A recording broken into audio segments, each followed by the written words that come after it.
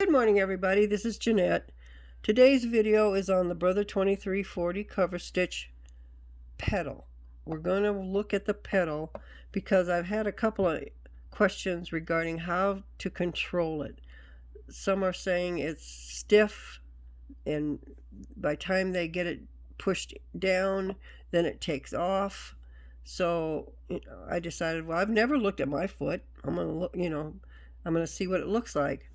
So the first thing you're going to want to do is make sure your foot is disconnected from your machine. We don't want anybody getting hurt. The second thing is you're going to need a lubricant, like Vaseline or something.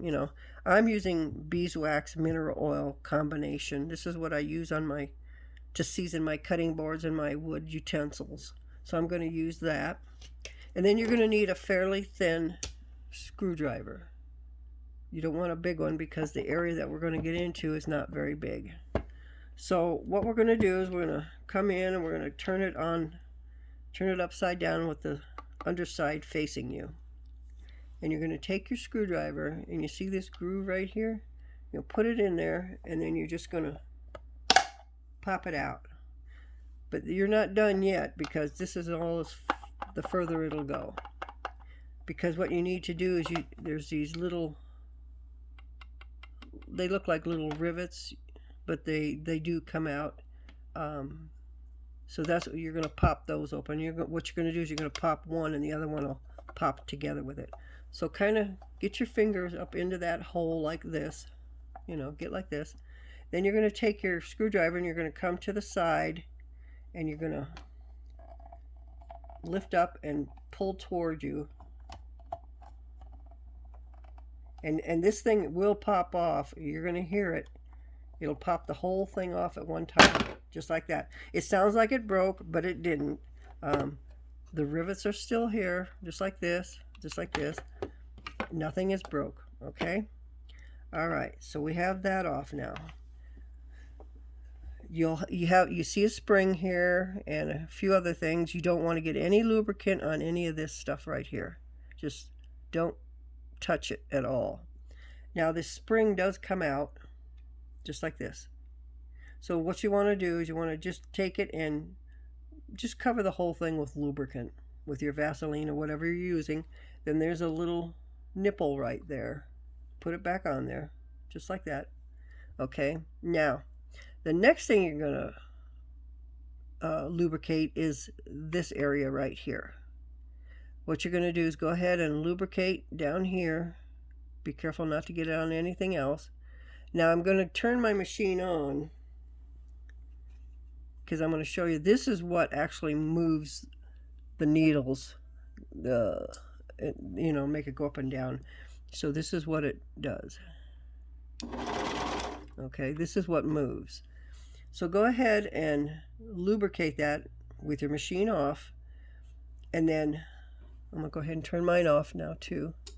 Then pull this down and lubricate the top, but make sure when you pull it back and put it back in place that this wire right here sets in that groove right there. Because if it doesn't, if it sets above or below that groove, your machine is going to run constantly. So make sure that that wire is in this groove right here. And then to put it back together, we're just going to take it, and we're going to take this spring and we're going to put it in that hole right there. We're going to push it up into that slot right here. Then you're going to hold it, come over here and push that in, and you have it. Now, before you start your machine, just kind of go like this, make sure everything's going through that spring. Okay, and then what you want to do is plug it back in, turn it on, and you're going to see you don't have to press that much anymore.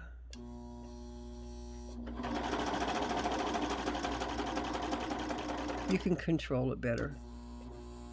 And I think what it is there wasn't any lubrication on it, because somebody sent me a message saying that they're having issues with it you know, taking off, and they noticed mine does too. I didn't notice it, but now that I've lubricated it, after I got in there and I saw that it wasn't lubricated, and after I did lubricate it, I can hear the difference. So I'm glad she pointed that out. So, you know, go ahead and do this. Don't be afraid to get in there. You know, if you can take it apart, you can put it together. Very simple. But if you don't want to take it apart, you know, get your husband or son or somebody, you know, older that knows how to do this. Go ahead and have them do it. I think it'll help your situation with the machine taking off after you press it. You know, so it's just, you know, you just barely have to push down. Okay, so with that, you know, I hope I covered everything on it. My next video on this Brother 2340, I'm going to show you how I clean it. I mean, like I'm going to do a deep clean on it. Normally, I'm going to move the camera. Normally, I'll just blow out this area in here, and then I'll I'll blow out through the vents.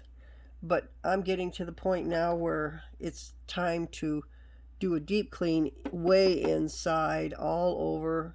And what I do is I put it on its back over here, and I take it all apart wherever I can take apart, and then I take my compressor and I just blow everything out.